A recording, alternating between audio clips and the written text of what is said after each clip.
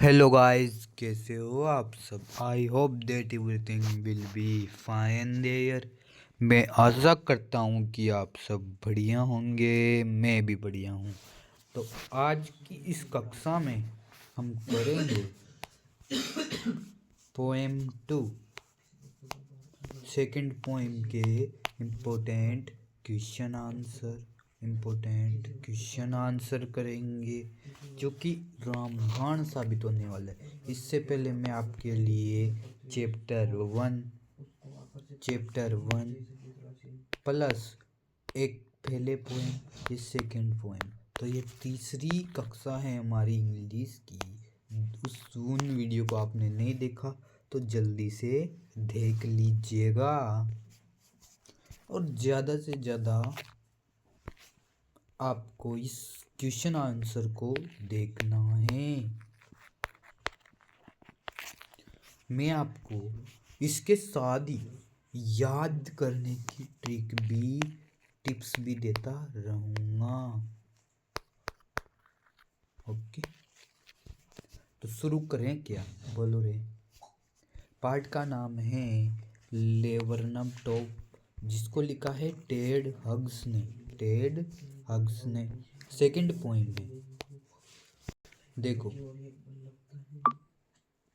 Kavita. What is the main theme of the poem the laburnum. इसके साथ हिंदी भी है क्या, हिंदी भी है, हिंदी भी लाया हूँ मैं आपके लिए और मैं भी बताऊँगा। इससे आपको ज़्यादा इफर्ट मिलेगा ना, बेनिफिट मिलेगा।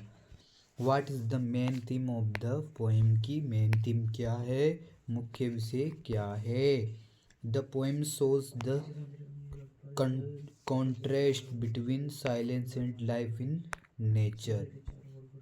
ओके, किसके बीच ये कॉन्ट्रास्ट बताता है, बीच साइलेंस यानी शांति, और लाइफ इन नेचर जिंदगी के प्रकृति के बीच, जीवन की प्रकृति के बीच, जीवन की प्रकृति। उससे पहले मैं आपको इस पार्ट का थोड़ा सार समझा देता हूँ। इस पार्ट में लेबरनम टॉप के बारे में बताया गया है, जो बहुत शांत होता है ना, स्टिल होता है।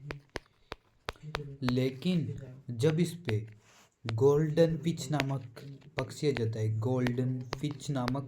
जाता है तो ये इस तरह से क्या हो जाता है, प्रसन्न हो जाता है, मतलब कि चहचहाट करने लगता है। चिर्रप मतलब कि बॉडी, अच्छा, मतलब पहले तो ये शांत रहता है, फिर इसमें लिविंग हो जाता है, इसमें उत्साह झलकने लगता है। तो इन दोनों कंपैरिजन को बताया गया है ना, लिविंग हो जाता है इसको। इन दोनों के बीच क्या बताया गया है, रिलेशनशिप बताया गया है। गोल्डफिंच और लेबरनम टॉप पैड के बारे में, अब उसके बारे में देखेंगे हम। ये तो समझ में आया कि प्रकृति में शांति और जीवन के बीच अंतर को दर्शाता है।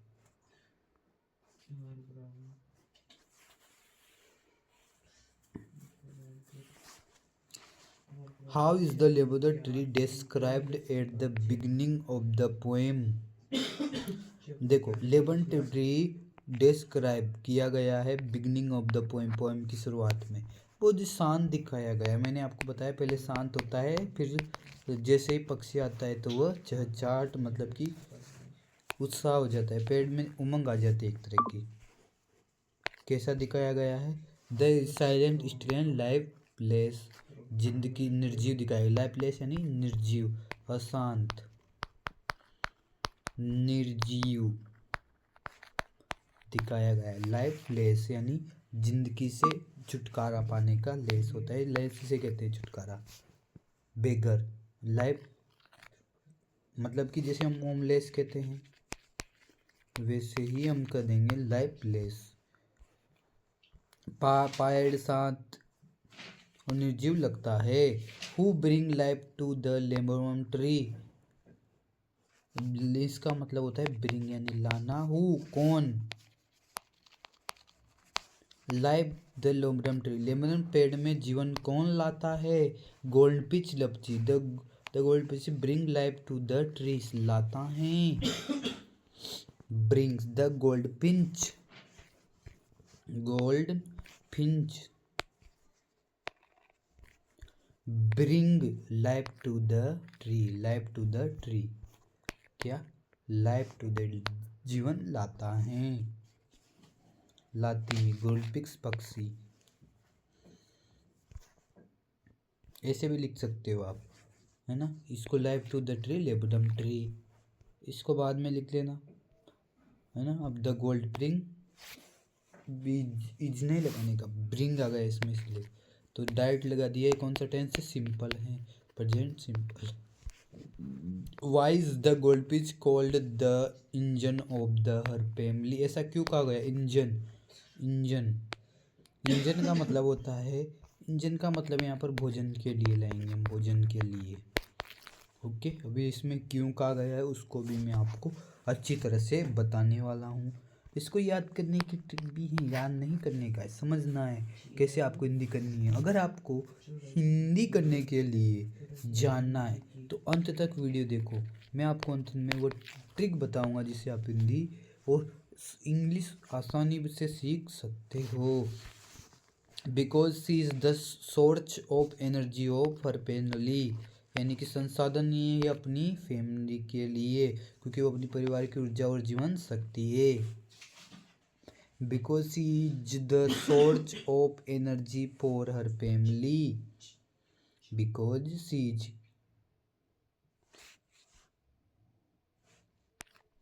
Because she is source of energy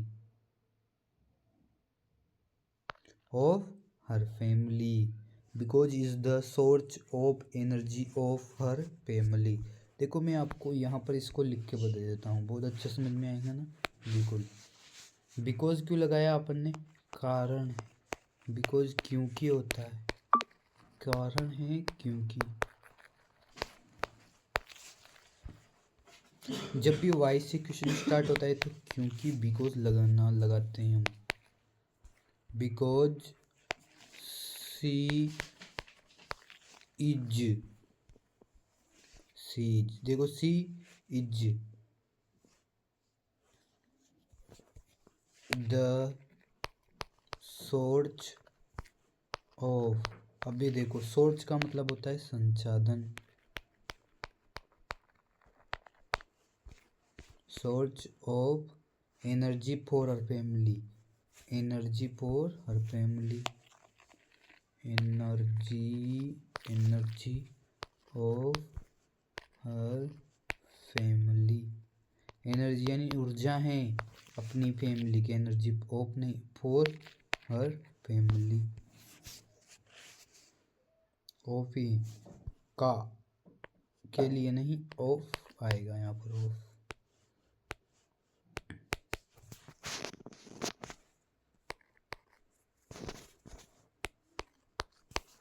next, इस थोड़ा हम फोर ही है, फोर। ओके, इसको एक बार सही से देखो।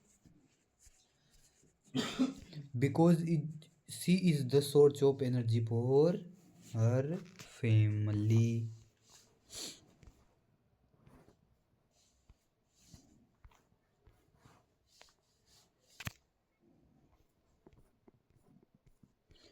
क्योंकि वो अपने परिवार की ऊर्जा और सजीवन शक्ति हैं। जल्दी से देख लेते हैं हम। वाट हैपन्स, हैपन यानी होना होता है। When the goldfish enter the tree, क्या होता है जब प्रवेश करता है गोल्डफिश पक्षी।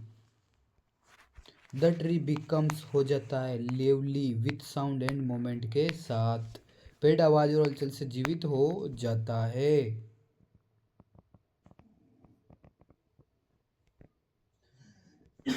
ओके, गोल्डफिश की तुलना चिपकली से क्यों की गई है, क्योंकि जो चिपकली है वो क्वेकली होती है, क्वेकली पास्ट क्वेकली, है ना। और मोमेंट करती है, क्विकली मोमेंट करती है ना। इस तरह से देखना, मैं आपको बता देता हूँ।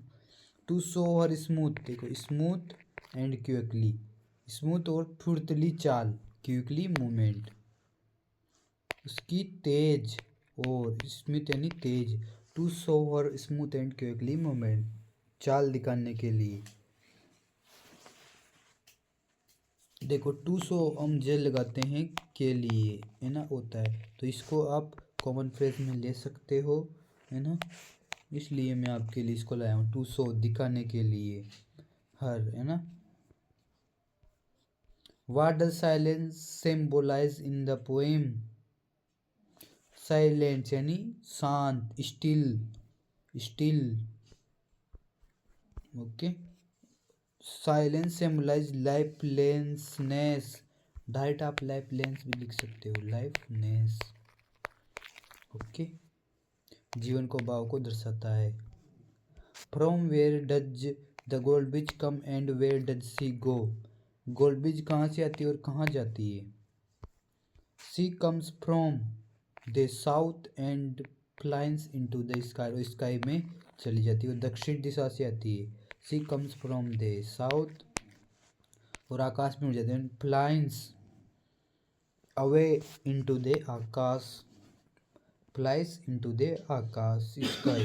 How does the poem end? कविता का अंत कैसे होता है? The tree becomes silent again, पेड़ फिर से शांत और स्थिर हो जाता है ना। What message does the poem give? कविता में क्या संदेश देती है? Life in nature is temporary and precious, इसका मतलब होता है प्रीशियस का, प्रीशियस का मतलब क्या होता है, क्या होता है, लिख देता हूँ, प्रीशियस, इसका मतलब होता है अनमोल, बहुमूल्य, है ना, महत्वपूर्ण, नहीं प्रीशियस अनमोल होता है। टेम्पररी यानी क्षणिक, जो थोड़े समय के लिए होता है, टेम्पोररी। प्रकृति में जीवन क्षणिक और अनमोल है। Life in nature is, life का नेचर क्या है? Life in nature is temporary and precious, okay. तो देखो ये हमें क्या शिक्षा देती है, इसका मोरल क्या रहने वाला है, इसको देखना। जैसे पहले पहले पार्ट के शुरुआत में क्या था? पार्ट शांत था, स्टिल था, और साइलेंस था, लाइफनेस था, और बीच में क्या आ गया? बीच में उत्साह आ गया, उमंग आ गया, है ना, और अंत में भी क्या हुआ? साइलेंट हो गया, लाइफलेस हो गया, होने, है ना, है ना। तो यही हमें बताया गया है, ओके। अब देखो, अगर आपको